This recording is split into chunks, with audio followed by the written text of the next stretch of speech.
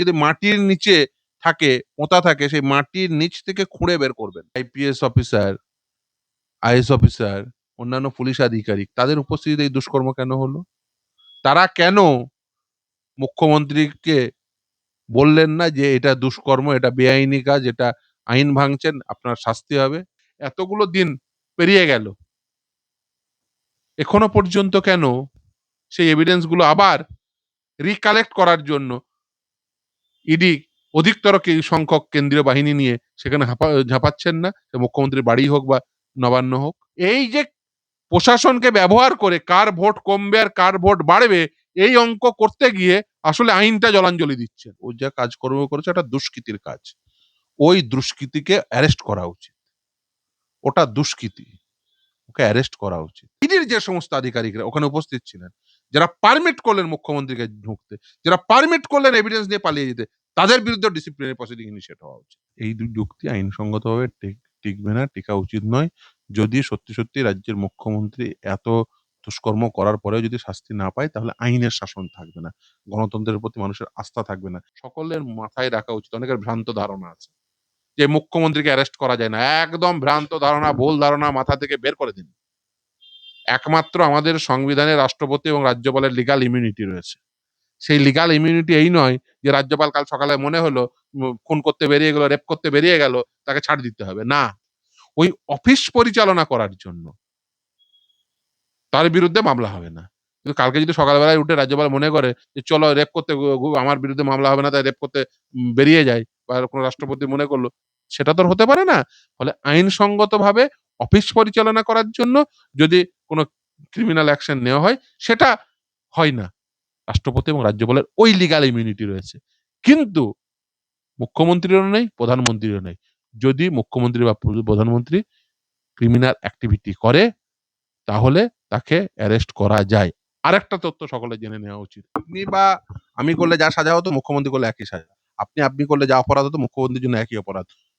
অন্য একটা দুষ্কৃতি করলে পাড়ার ওই কান কাটা কুলো, নাক কাটা হুলো করলে যা হতো, মুখ্যমন্ত্রীর জন্য একই একই শাস্তি। আমি যে তর্কের খাতিরে ওই যুক্তি ঠিক ধরিনি যে ও একজনের বাড়িতে প্রার্থীর তালিকা আছে। তার বাড়িতে লুটের টাকাও রাখা আছে, লুটের টাকার ডকুমেন্ট রাখা আছে। তার বাড়িতে তদন্তকে সমস্ত হানা দিতে পারবে না?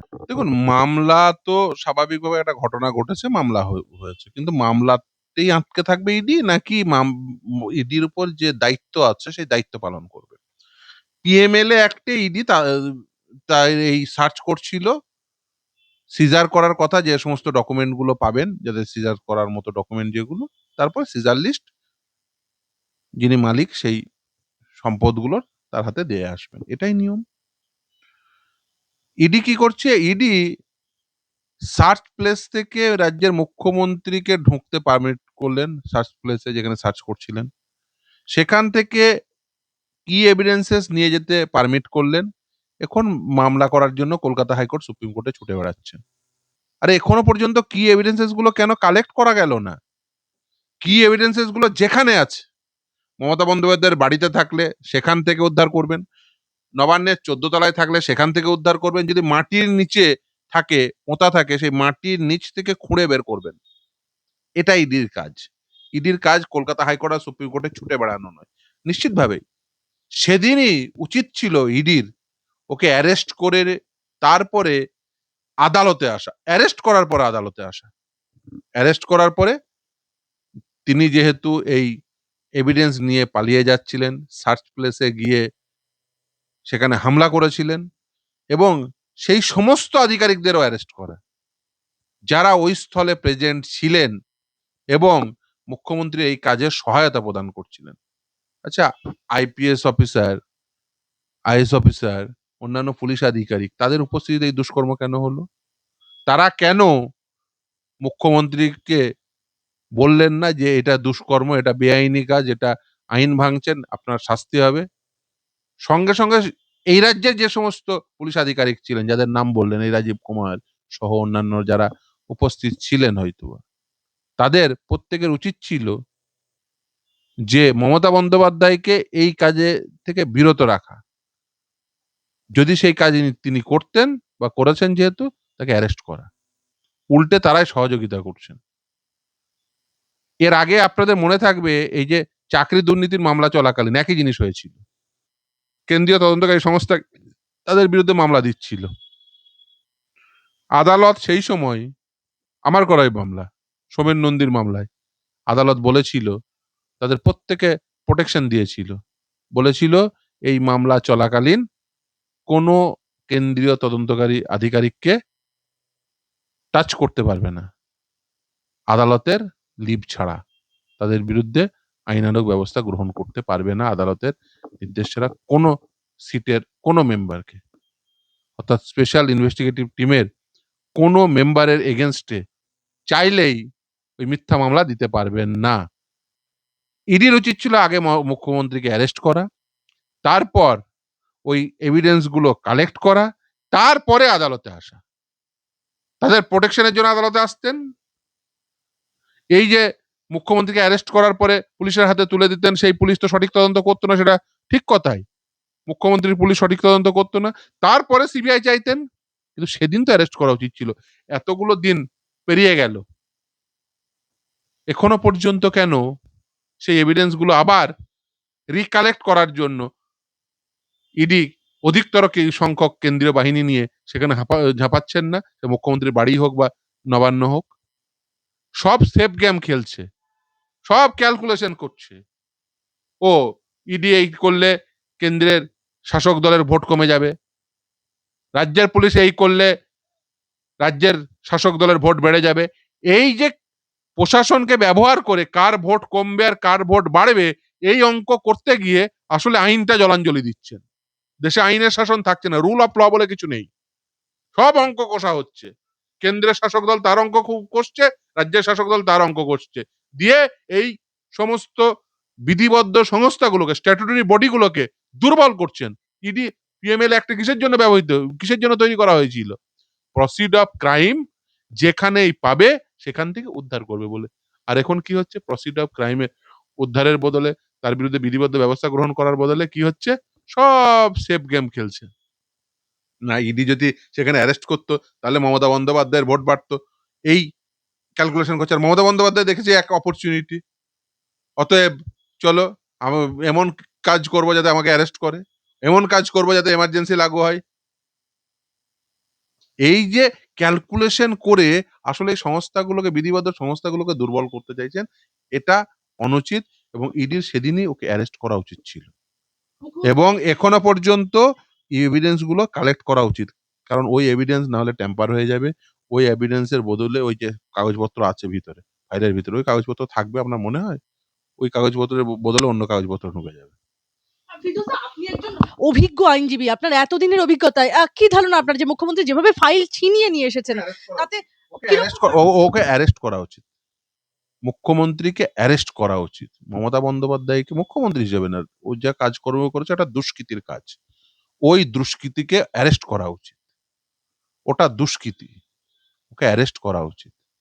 ও একদম কোনো সভ্য ভদ্র সমাজে থাকার যোগ্যই না। এর আগে থানা থেকে অপরাধী ছাড়িয়ে এনে বলেছে আমি গুন্ডা কন্ট্রোল করি। এর আগে সিবিআই দপ্তরে পৌঁছে গিয়ে হাঙ্গামা করেছে। আবার ইডির সার্চ চলাকালীন গিয়ে এভিডেন্স কেড়ে নিয়ে, চুরি করে নিয়ে পালিয়ে এসছে, ডাকাতি করে নিয়ে পালিয়ে এসছে। ফলে ওর বিরুদ্ধে নিশ্চিতভাবে, এই দুষ্কৃতির বিরুদ্ধে, মুখ্যমন্ত্রীর থেকে বড় কথা, উনি এখন একজন দুষ্কৃতী। আপনার অভিজ্ঞতা কি বলছে? সুপ্রিম কোর্টের বিচারপতি কি আদৌ সেটা পারবেন দিতে? ওনার কি ধরনের সাজা? দেখুন, আমি মনে করি আইনগতভাবে তার নিশ্চিতভাবেই এর বিরুদ্ধে উপযুক্ত ব্যবস্থা গ্রহণ করা উচিত এবং সেটি অবশ্যই কাস্টোডিয়াল ইন্টারোগেশন। মমতা বন্দ্যোপাধ্যায়ের, ওখানে উপস্থিত সমস্ত পুলিশ আধিকারিকদের কাস্টোডিয়াল ইন্টারোগেশন হওয়া উচিত। আর ইডির যে সমস্ত আধিকারিকরা ওখানে উপস্থিত ছিলেন, যারা পারমিট করলেন মুখ্যমন্ত্রীকে ঢুকতে, যারা পারমিট করলেন এভিডেন্স নিয়ে পালিয়ে যেতে, তাদের বিরুদ্ধে ডিসিপ্লিনারি প্রসিডিং ইনিশিয়েট হওয়া উচিত। দুই পক্ষের বিরুদ্ধেই। যেমন মমতা বন্দ্যোপাধ্যায়ের বিরুদ্ধে, যেমন ওখানে উপস্থিত আধিকারিকদের বিরুদ্ধে, আইপিএস আধিকারিক সহ অন্যান্য যে সমস্ত আধিকারিক ছিলেন যাদের সামনে এই ঘটনা ঘটেছে, এই দুষ্কর্ম ঘটেছে, তাদের বিরুদ্ধে ব্যবস্থা গৃহীত হওয়া উচিত। অপরদিকে ইডির যে সমস্ত আধিকারিকরা তাকে অ্যালাউ করেছেন, তারাও কিন্তু ঠিক কাজ করেননি, তারাও কিন্তু ভুল কাজ করেছেন। কেন সার্চ যেখানে চলছে সেখানে কেন একজন টেস্টপাসারাস, একজন অবৈধ ট্রেসপাসারাস তাকে অ্যালাউ করলেন, তাকে এভিডেন্স নিয়ে যেতে সাহায্য করলেন আপনারা। ইডির তো উচ্চতর কর্তৃপক্ষের এদের উচিত এদের কাছ থেকে সকলকে প্রথমে শোকজ করে আপনারা কেন অ্যালাউ করলেন, তারপরে তাদের বিরুদ্ধে ব্যবস্থা গ্রহণ করা উচিত, ডিসিপ্লিনারি প্রসিডিং ইনিশিয়েট করা উচিত। কারণ সার্চ করার জায়গায় তাকে একজন রাজ্যের মুখ্যমন্ত্রী হোক, দেশের প্রধানমন্ত্রী হোক, আর যেই হোক, তাকে কখনো অ্যালাউ করা উচিত না। একদম আপনি যেরকম বলছেন যে মুখ্যমন্ত্রী মমতা বন্দ্যোপাধ্যায় তাকে আর বলা যাচ্ছে না, তিনি দুষ্কৃতী। অন্যদিকে অভিযানের পরদিন মুখ্যমন্ত্রীকে বলতে শোনা গেল যে আমি যা করেছি তৃণমূল কংগ্রেসের চেয়ারম্যান হিসেবে করেছি, কোনো অন্যায় করিনি। যদি ওনার কথা আমরা ধরি, সেটাও কি উনি করতে পারেন? একটি রাজনৈতিক দলের চেয়ারপারসনের কি আইনত কোনো অধিকার আছে কেন্দ্রীয় সংস্থার নথি নিয়ে? ও একটা যুক্তি দিচ্ছে, ওটা নাকি পার্টি অফিস। আমি ধরে নিলাম তর্কের ক্ষেত্রে পার্টি অফিস। কালকে পার্টি অফিসে যদি বোম রাখা থাকে, পার্টি অফিসে যদি মার্ডার করে বডি লুকিয়ে রাখা হয়, পার্টি অফিসে যদি ব্যাংক থেকে ডাকাতি করে নিয়ে এসে টাকা জমিয়ে রাখা হয়, সেই টাকাগুলো ডাকাতি করার টাকাগুলো, তাহলে কি পুলিশ সেখানে ঢুকবে না? মমতা বন্দ্যোপাধ্যায়ের পুলিশ কি সেখানে গিয়ে ঢুকবে না? তাহলে বুঝতে বুঝতে পারা যাচ্ছে যে মমতা বন্দ্যোপাধ্যায় কি ধরনের রাজ্য পরিচালনা করছে। এই কনসেপ্ট থেকে রাজ্য পরিচালনা করছে যে পার্টি অফিস হলে তুমি বোম রাখতে পারো, পার্টি অফিস হলে চুরি করা টাকা রাখতে পারো, পার্টি অফিস হলে দুষ্কৃতী রাখতে পারো, কোনো অসুবিধা নেই। কারণ পার্টি অফিসে ঢুকবে না। এই যুক্তি তো দিচ্ছেন আপনি। এই যুক্তি কি ঢোপে টেকে? না এই যুক্তি আইনসঙ্গত? আসলে এটা মিথ্যাচার করছেন। মমতা বন্দ্যোপাধ্যায় ভালো করে জানেন যে আসলে এগুলো সব দুষ্কর্ম। আর মমতা বন্দ্যোপাধ্যায় নিজে দুষ্কর্ম করেন, দুষ্কৃতীদের পছন্দ করেন, দুর্নীতিগ্রস্তদের পছন্দ করেন। সেই জন্য রাজ্য জুড়ে এই দুষ্কৃতীদের রাজ চলছে, দুর্নীতিগ্রস্তদের রাজ চলছে। ঘাট চেপে ধরে এক একটাকে জেলে ভরা উচিত। দিয়ে এদেরকে কিছুদিন জেলে থাকবে, সুস্থ থাকবে। না হলে কিন্তু বেশিদিন এই দুষ্কর্ম চালিয়ে গেলে মানুষ কিন্তু বেশিদিন সহ্য করবে না। কিন্তু স্যার, কাল যদি অন্য কোনো এই সমস্ত বিরোধী দলের সভাপতি, যেকোনো একটি বিরোধী দলের সভাপতি এই একই কাজ করতো, তখনও কি এই যুক্তি চলতো বা টিকবে আদৌ? এই যুক্তি আইনসঙ্গতভাবে টিকবে না, টিকা উচিত নয়। যদি সত্যি, সত্যি রাজ্যের মুখ্যমন্ত্রী এত দুষ্কর্ম করার পরেও যদি শাস্তি না পায়, তাহলে আইনের শাসন থাকবে না। গণতন্ত্রের প্রতি মানুষের আস্থা থাকবে না। এখন বিচার ব্যবস্থাকে নিশ্চিতভাবেই সেই গণতন্ত্রের প্রতি যাতে মানুষের আস্থা থাকে, সেইজন্য উপযুক্ত দায়িত্ব গ্রহণ করতে হবে বলে আমি মনে করি। নিশ্চিতভাবেই দেশের সর্বোচ্চ ন্যায়ালয় নিশ্চিতভাবে ন্যায় করবেন, এই আশা আমার রয়েছে। কিন্তু তো আমি বলব যে কাল মানে এখানে কি থেফট প্লাস ক্রিমিনাল ইন্টিমিডেশন এবং অবস্ট্রাকশন অফ জাস্টিস, এই ৩ টি একসঙ্গে প্রযোজ্য আইন? দেখুন, obviously শুধু তাই না, এভিডেন্স ডিসঅ্যাপিয়ারেন্স সবথেকে গুরুত্বপূর্ণ। এভিডেন্স গুলোতে উনি হাপিস করে দিয়েছেন।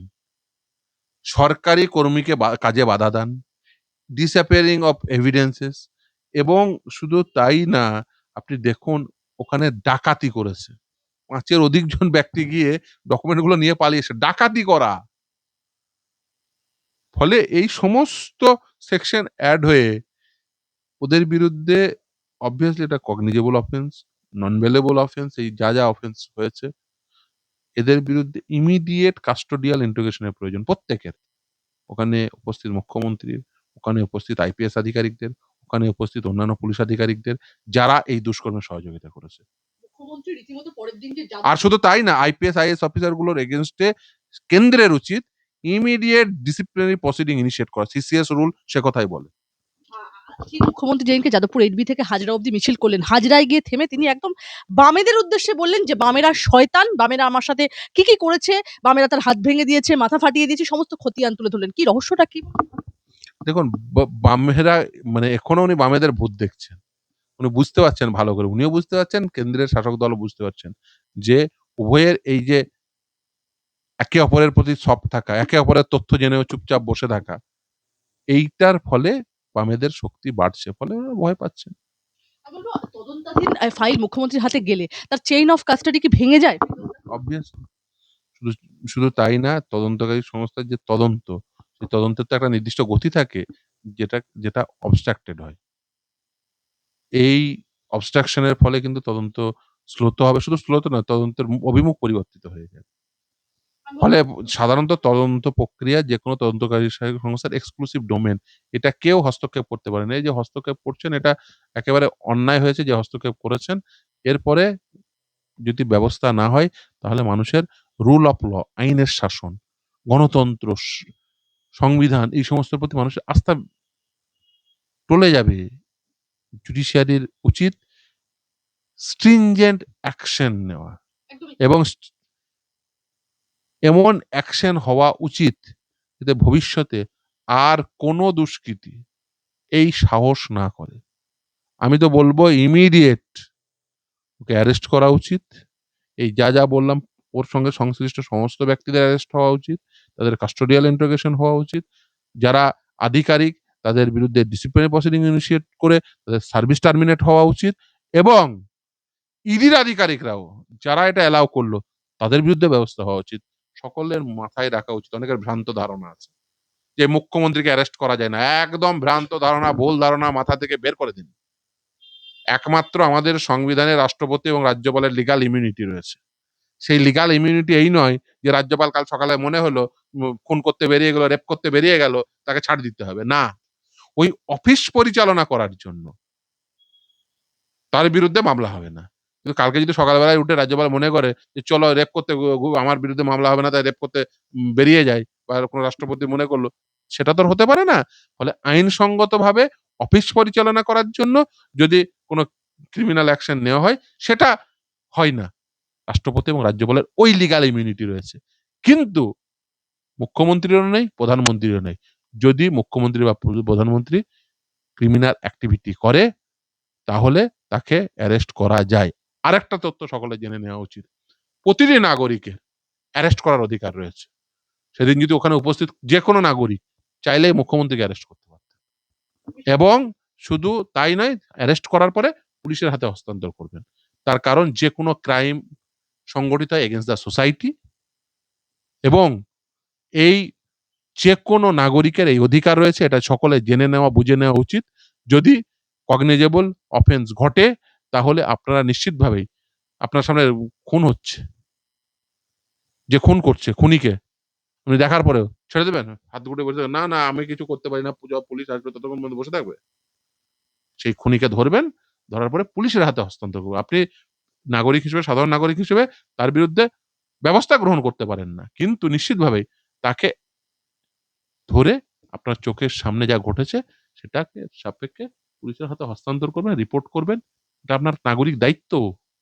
ফিরদৌস দা, এই ক্ষেত্রে একটা প্রশ্ন তো করতে হয়। এই প্রশ্নটা আমাদের একাধিক দর্শক করেছেন। এই প্রশ্নটা না করলে পিছিয়ে পড়তে হয়। যে মুখ্যমন্ত্রী মমতা বন্দ্যোপাধ্যায় সেদিনকে যা করলেন, ল্যাপটপ, হার্ড ডিস্ক, একাধিক তথ্য ফাইল নিয়ে বেরিয়ে এলেন। এটা যদি আমি বা আপনি করতাম, কি সাজা হতো?